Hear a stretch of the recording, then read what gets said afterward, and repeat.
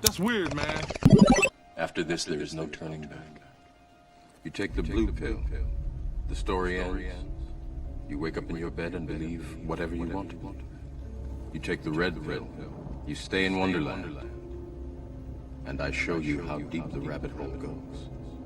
Remember, all I'm offering is the truth.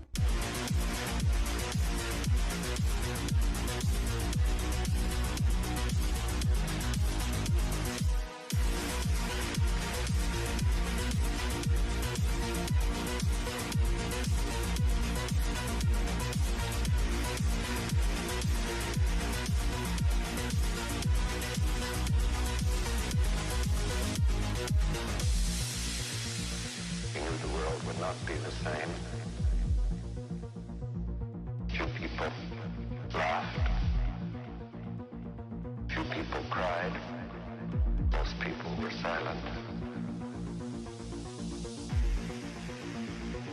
I remembered the line from the Hindu scripture, the Bhagavad Gita. Vishnu is trying to persuade the prince that he should do his duty, and to impress him, takes on his multi-armed form and says, "Now I am become death, the destroyer of worlds."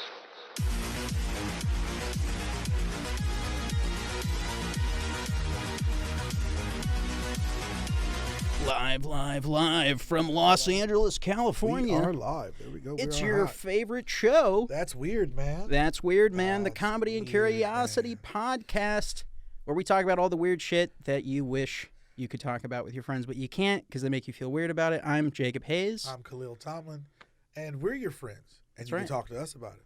Well, we're virtually your friends. Yeah, we're your virtual friends. It's a friend simulator, That's simulation talk, man. It's a simulation talk. Everything's a simulation, Yeah, it's that episode of Rick and Morty with the tiny verse and the teeny verse. What the hell is happening? This is healthy. Trust me. You're my battery, That's all you are. I made you. Your microverse sucks, and your miniverse is the size of a lobster tank. It's whack. Are they not really aliens? No, they're just a couple of crazy, wacky scientists, So he made a universe, and that guy is from that universe, and that guy made a universe, and that's the universe where I was born, where my father died, and where I couldn't make time for his funeral because I was working on my universe. Yeah, science, huh? Ain't it a thing? One time Rick accidentally shot his laser pistol right through my hand. Old lady science. She's a real. You gotta hang on tight, because she bucks pretty hard. Oh boy, what? Oh my God, no! Mm-hmm. Absolutely. There's too much of that rang true, man. Well, we were talking about breakaway civilizations and shit, and I think there's definitely culture's perspective, right? Like there's still tribes, like they'll fly airplanes over. You can see photos online, and there's like 100 arrows, poison arrows shot to the bottom. Flipping out. Yeah. And then in some cases they're like, oh, an airplane must be the gods, so then they build like an airplane out of trees and stuff. It's crazy. What kind of makes you think about in ancient times when people wrote about these fiery dragons and these armored chariots and all this shit flying through the sky? I mean, that would be a primitive person describing some kind of modern flying machine. It could be. It could be. I mean, basically, sure. It's something they don't know. So there's a lot of those little tribes in Brazil. Let's go find one of those guys if they don't eat us, and ask him, "What did you got?" Well, what they probably speak ooga booga. How the fuck do you? I got a story. It was told to me by a friend of mine who is dead now, and his name was Del Russell. He was an actor.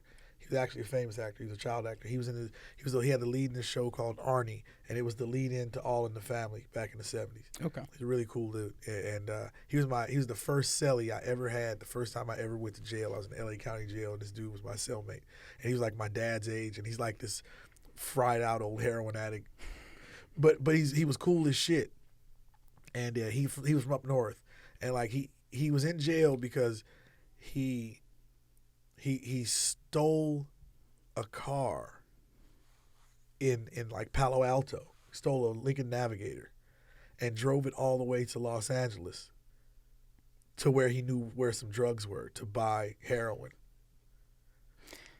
Right? That's real OG, right? Makes it all the way to L.A. in the stolen car. New high-end stolen car at the time. It was the year 2000. So a Lincoln Navigator in the year 2000.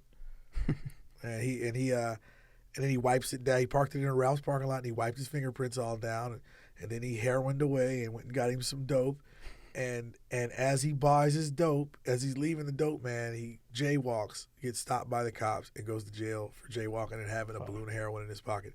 This man carjacked a fucking Lincoln Navigator way up north and made it all the way here with no problems, and jaywalked in L.A. and went to jail. Did he get busted for the car too? They found out. They never found out about that. Oh, okay. Oh yeah. He was a cool dude. I was looking for him. He was dead. I think he OD or something. But yeah, he was a good guy though. He was a good guy. He was just an awesome, like, he had lived a life. By the time he was 50, he had fucking, like Rick James, he had fucking lived. Like, he'd done a lot of shit, and he was just, and his dad was like an actor in Italy and all this different shit. And you get to know guys when you're locked in the fucking box with him. So, he was a really good guy, though. So rest in peace, Del Russell. Right. His real name was Russo, but the Italian thing, they changed their name to Russell for stage. Nice. Okay. Good guy though. Yeah. I don't know where I was going with that, but that's right. Came back around. Well, I know we wanted to get into a little bit with NASA today. Talk about some of the weird shit. There's a lot of things to get into with NASA.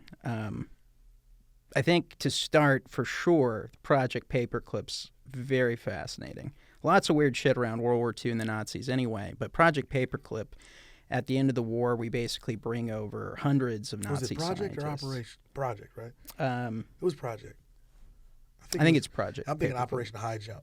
Yeah, it's Project Paperclip. Yeah, but similar concept. But go ahead. But yeah, basically they brought over hundreds of Nazi scientists. I've seen many lectures and estimates and authors talk about how it's we really don't know, and we talked before about like.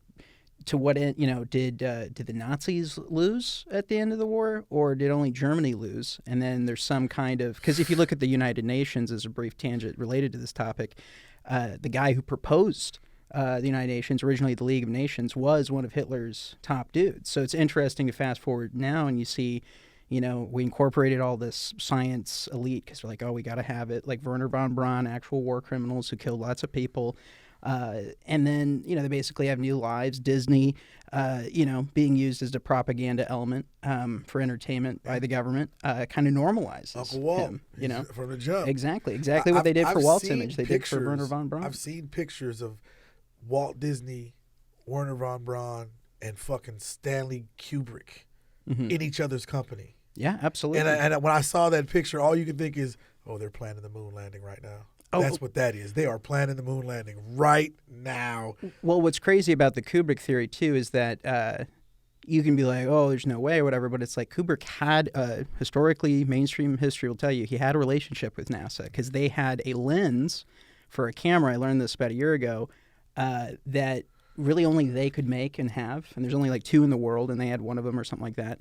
And so that's the theory, is that basically he got that camera to do one of his early films. It's a period piece. I forget what it's called. It's a little bit less renowned because it's all filmed by candlelight. So they needed that specific lens. And so they think that's what began the relationship with NASA. And at some point in return, NASA's like, hey, could you, around what he's working on, 2001: A Space Odyssey. Come here, man. Let me talk to you. It makes perfect sense. It makes absolute sense. The thing with all the Nazis coming over was the only bad Nazis was the ones that couldn't help us. Nazi science was beating the shit out of us on the battlefield. They, we showed up to fight it with propeller planes, and these guys pulled up in jets. Like I've heard stories. Like I went to the Marine Corps in the late '90s, and like we used to have old vets, World War II and Korean War vets, like coming and just chopping it up with us, telling like. War stories. And I've heard those stories about how, dude, we were just going along there and these fucking things, they just passed. They thought for a minute that Nazis were aliens and UFOs just because they were in jets. They were like, they're going way faster than us. Like 10 times. For these fuckers are breaking the sound barrier and you've got a propeller in front of your shit. And the whole yeah, Operation High Jump and Admiral Byrd, what he reported sounds like they had laser weapons, Star Wars age technology at the end of World War II there. And we know they had a base. Once again, always go back to mainstream history for people so that they at least realize like there's a lot of supporting evidence around these subjects that, we have the photographs. They definitely had a base there. And then there's these maps, which are historical maps, which blew my mind, that show it's got different names, but they call it Koenig Base or Base 211. New Schwabenland, which I always think of Klaus Schwab, awesome, and like maybe the family connection there. And there's a crazy documentary I have on my channel, which I've never known what to make of it because there's a lot of weird like occult stuff in it as well, a lot of New Age stuff. So there might be some spin there. But they talk about and reveal, because this is what the Nazis were always looking for, and about how they were going to get this technology from an inner Earth civilization or whatever is in Antarctica or beyond Antarctica, depending on the worldview and whatnot. And it's interesting because, you look at Admiral Byrd, it's like, well, it seems like they found it or they invented it or whatever. So, definitely I think there's some kind of truth to that breakaway civilization. Is it aliens? Is it just humans with advanced technology? Is it a little bit of both? Well, I think I'm a fan of, I have this theory. It's called the theory of opposites. I'm naming it. I just made it up right now. I like it. It sounds official. And the theory of opposites works like this, is that whatever is the agreed upon narrative of the United States government and the countries that we would all consider like the allies, and especially not just left media, but all media, all owned media, not free media like us. We say what the fuck we want. But there's like a there's an understanding that certain things aren't talked about with those people, right? And so those people kind of have a monopoly on the information we get. And how the theory of opposites works is any stamped approved narrative I get from those people, I assume automatically that the opposite is true. Because you have to, because historically it is. I mean, it's just like whatever's kind of like whatever the government and just society's, what would we call that? Just kind of like the morality or the feel of whatever our social shit is, whatever's accepted as the narrative, I assume it's a lie. Absolutely, especially in the modern age. I think it's probably always been going on because culture, even the word government means mind control when you break it down, its origins.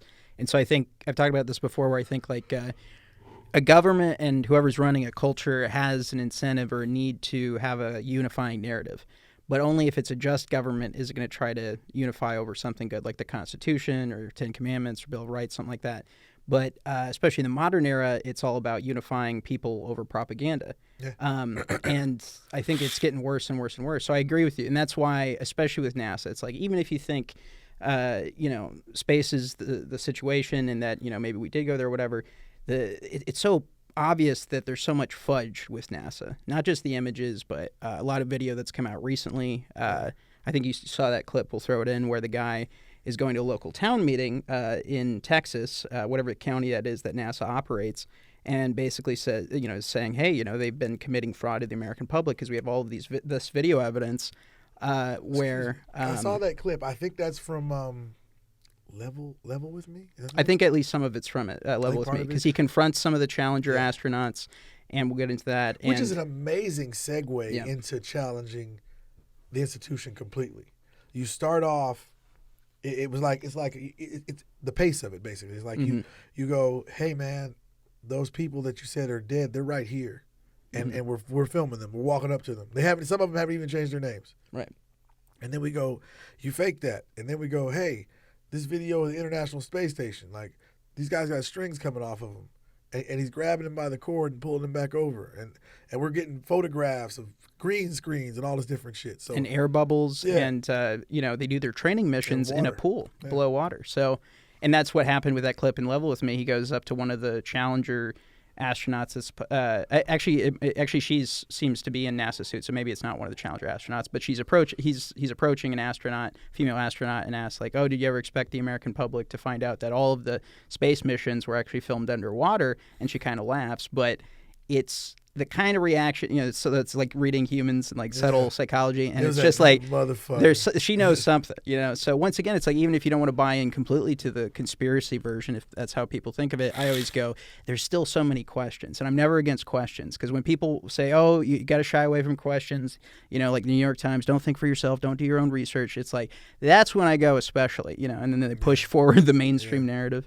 Well, no, you get people who are just they're I don't know if they've ever heard. I'm sure they have, but the saying what Nixon was famous for saying that is like people believe anything that's on television. Absolutely. And that's just the and truth. now on their phones too. And that's just the truth. So basically, what it was is starting back with like my father's generation. They were little kids, and there was a TV in the house, and there was nothing inherently evil about this device to them, because they didn't know what the real purpose of everybody being able to afford one and have one was yet. It's in the English. It's programming. It's Right. all there. So that was the point of it. So you started off, you had a generation of people who then raised new generations of people, and they all believe what's on television. And then if you come and give them some news, something they never heard before, they say that's not true. Why isn't it true? If that was true, it would be all over the news. We would have known by now. Yeah. No. I had this conversation about and this goes back to like, it has to be from the 80s or early 90s, because it was in Behold the Pale Horse, and William Cooper, he wrote that in 91. But the when they released the FBI paperwork, all the documents, these files and files and tons of documents got released, there was one in the bottom of the stack, because you have some people who they're going to go through them all. Right. They're trying to hide stuff in there. So you have some people who are just like, you know what, I don't have anything else to do. Mm-hmm. I'm gonna go through this whole shit, and we could even pull it up. I'll send it to you. Sure. But it was from the desk of J. Edgar Hoover, and it was an internal document, and it's signed by him, and then like whoever's under him in the FBI at the time, and it was basically the internal investigation done by the FBI of the assassination of President John F. Kennedy, and and the conclusion of their investigation, as far as the FBI was concerned, under J. Edgar Hoover, was that the handler for the shooters was George Herbert Walker Bush Interesting. of Houston, Texas. Yeah. It says that. It says it. It says it. It says it on the paper. Like, Right. that's like, okay, well, it's basically like a police report where they give you the summarized version of it, basically like, hey, this is what happened. This was the event. This is what we investigated, synopsis, and this is what we found. That was the paper, and the paper's saying, okay, we're researching, or we're investigating the murder of the president. In our investigations, we found ... and we've come to the conclusion that this guy here, in conjunction with ... and it's really like that. Somebody brought it up when he was running for president in Bush in 88. Bush in 88. I remember when he was running for president in 88. Somebody brought it up because the document was that old. It had been released that long ago. And he asked him, what does he say to this, about this document saying that George Bush of Houston, Texas, was the handler for the shooters, and early days of the CIA, before it was CIA type of shit. And he goes, his answer was literally, they must be talking about another George Bush. And they went on to the next thing, and it never got brought up again. Of course.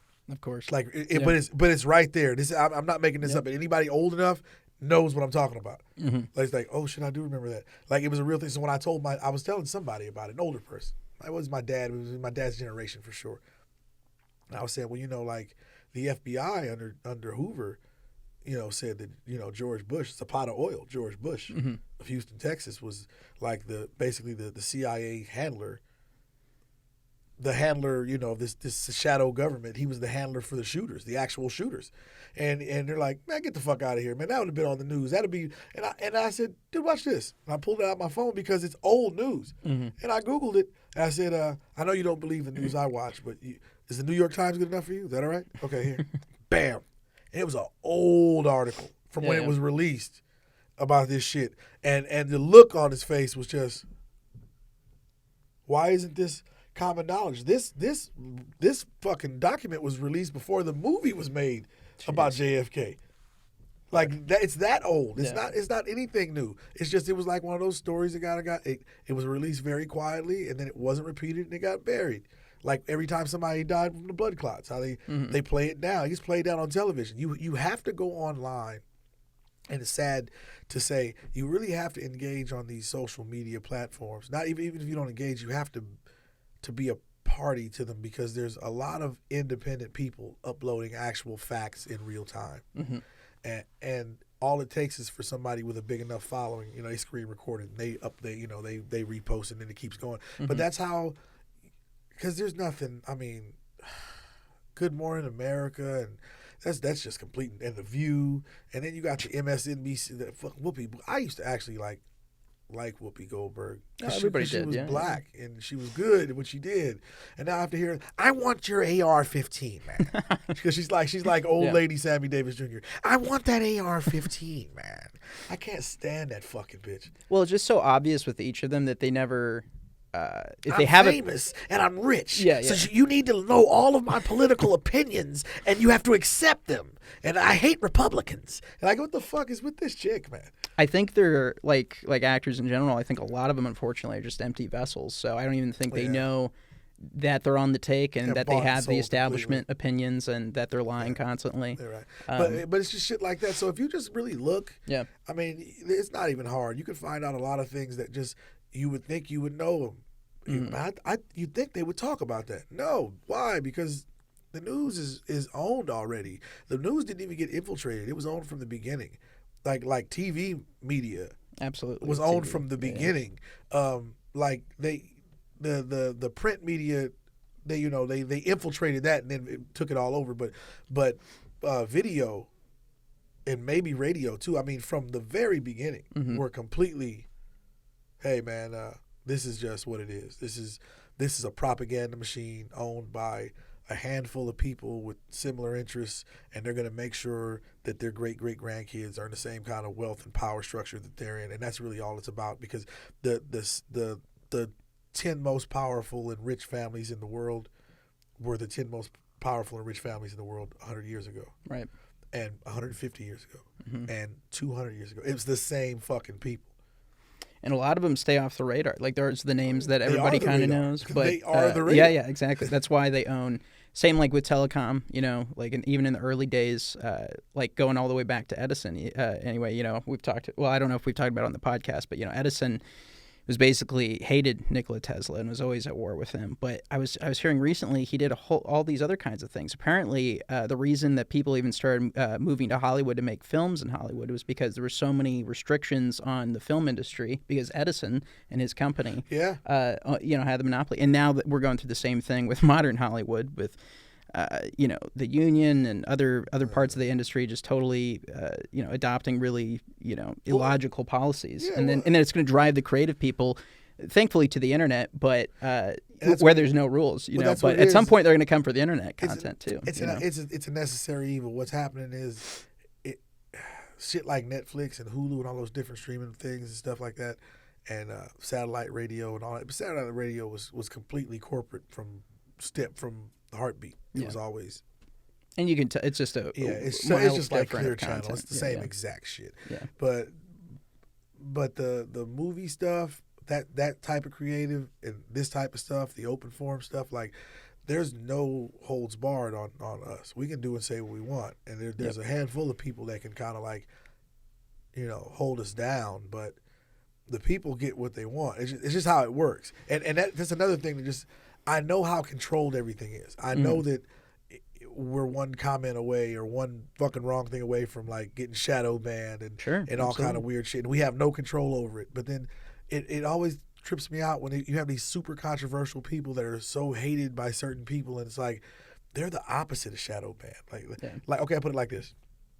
If they really have that much control over the content that's circulated on these social media platforms, and they have the ability to shadow ban and to isolate and to kill out stories and keep stuff hush hush, then why somebody, perfect example, somebody who they hate so much, like Andrew Tate, shouldn't they be able just to kind of erase him from everything? I mean, because they can erase everything else. Anybody who talks about, I can't remember the name of the drug, they fucking hush hush that so much. What was it? Something Quinn? What was it during? Oh, hydroxychloroquine. Hydroxychloroquine, man. Anybody who mentioned that word or any part of that word. So if you mention like hydroxy, if you mentioned chlor, if somebody's name was Quinn, if you said that shit too much, your shit wasn't seen by nobody, but they saw it. Well, they did the same thing to ivermectin, and really anything that was not the big pharma emergency authorized, What's that chick's vaccine name? stuff. Ivory. Remember the girl who quit on air? That Fox. She was a Fox affiliate, maybe in know if I saw Texas. that. Her name was Ivory. But she's blonde and she's white and she's conservative, and it was during all the COVID shit, and she was watching how everything was going on, and she was being told to shut up, and right there on live on the air, she told everybody, I'm being told to shut up and I quit type of shit. She like walked That's off. awesome. Like, she's a badass. Thanks, guys. That's right. Before we get to that story, I want to let you, the viewers, know that Fox Corp has been muzzling me to keep certain information from you, the viewers. And from what I'm gathering, I am not the only reporter being subjected to this. I am going to be releasing some recordings about what goes on behind the scenes at Fox because it applies to you, the viewers. I found a nonprofit journalism group called Project Veritas. It's going to help put that out tomorrow, so tune into them. That's epic. And the thing is like all. And she'll have a great career if she does independent stuff. I guarantee it because of that. She is, but it's like she's not. She's just not. She should have a bigger career than she does. She should be huge. She should be like Megyn Kelly, who. I got a little thing for Megyn Kelly. Megyn Kelly's. She's got some bitch energy too. Hey though. man, like you saw that thing with her sting on Alex Jones. I really that like bullshit, bitchy girls. I like really bitchy women. I don't like them being bitchy at me. I just like seeing that energy. And when it's like every time she comes on, I feel like she's about to tell somebody off. I love that because I like chicks like that to like be on my side. Hey dude, Megan's here. You better get the fuck up out of here. Like she articulates it. She's just not like a raving maniac. Yeah. Like I love how she stood up for Tucker Carlson. Oh, I didn't see that. That's cool. Oh yeah, anybody who we can put that on there too. Anybody, I'll send it. Anybody who doesn't, okay, look, you can feel however you want to about Fox News and the people on it and what they stand for and all that shit. But if you have a problem, if you're beef with Tucker Carlson, because all the beef with Tucker Carlson started when he did the January 6th show. Right. So if you have a problem with somebody showing, just literally not editorializing and showing you video of something that happened, that you're getting a completely opposite narrative. If you have a problem with that guy, you're part of the problem. You drank the Kool-Aid and you're part of the fucking problem. You should jump off a cliff. You should kill yourself. Well, and like I think Fox, at least with Tucker's show, and maybe Tucker probably was driving this, like at a certain point of craziness, even if you're kind of more establishment kind of guy like him, he was just like, hey, this isn't adding up, and like, hey, let's look at the things, let's have due process.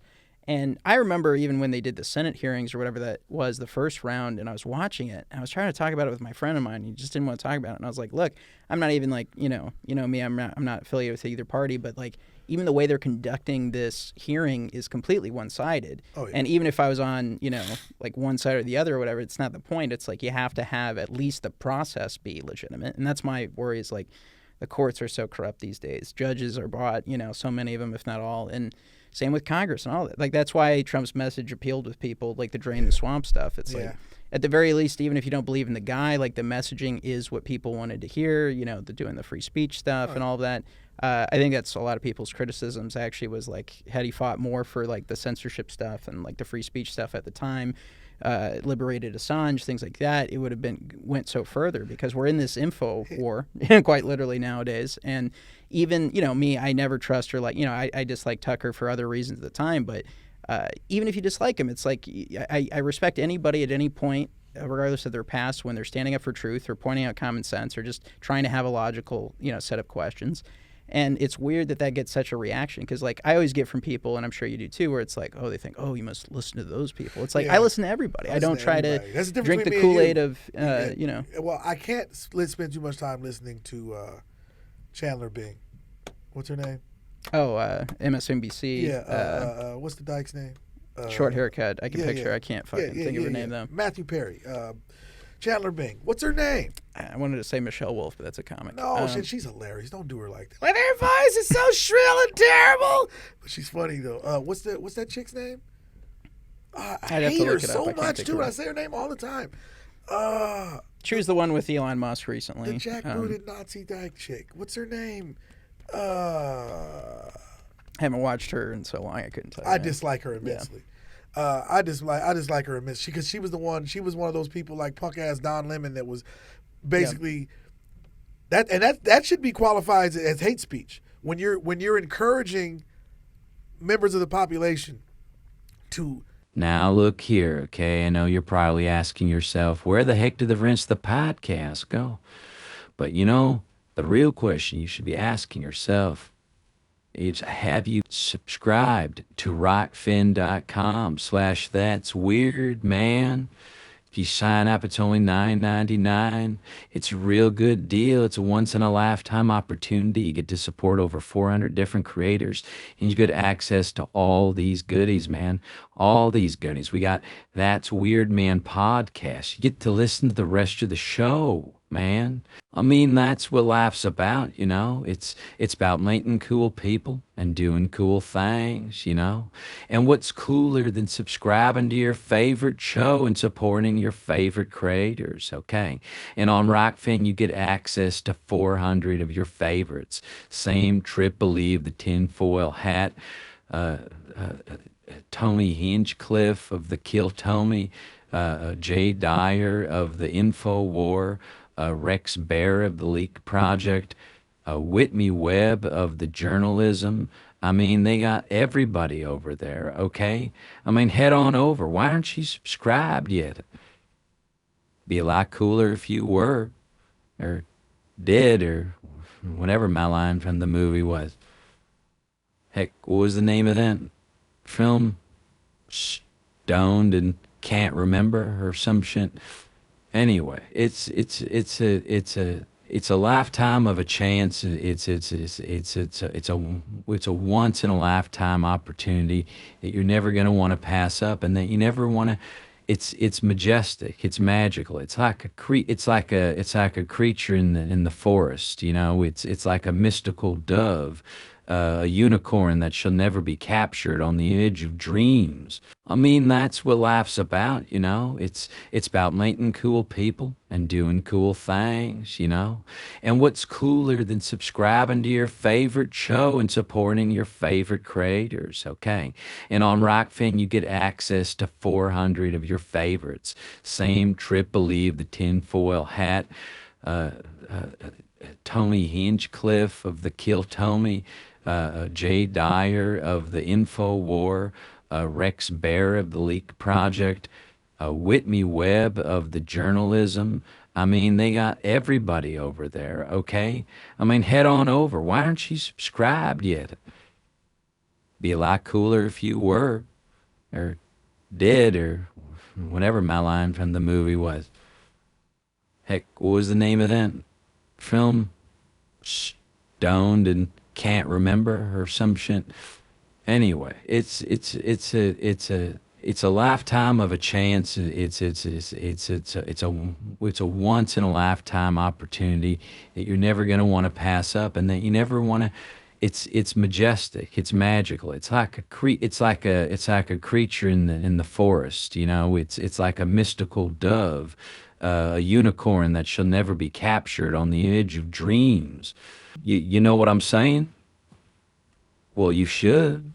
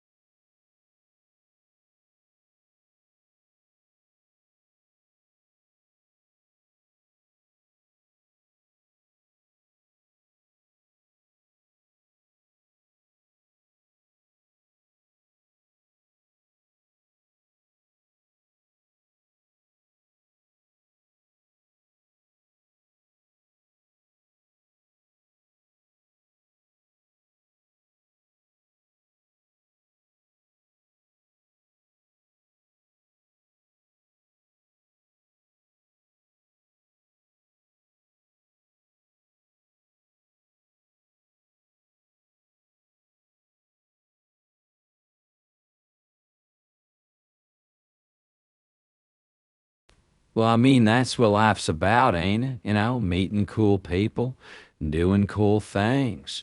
And what's cooler than supporting your favorite content creators, your favorite podcasters, your favorite comedians, your favorite deep divers down the rabbit hole of God knows what enigmas and mysteries and wonders that the universe has to offer.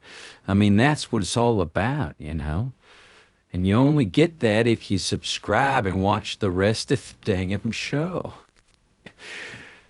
So head on over to rockfin.com/thatsweirdman. Aren't you subscribed yet? Be a lot cooler if you were. Or dead, or whatever Malheim from the movie was. What was that shit called again? Stoning? Can't remember or something.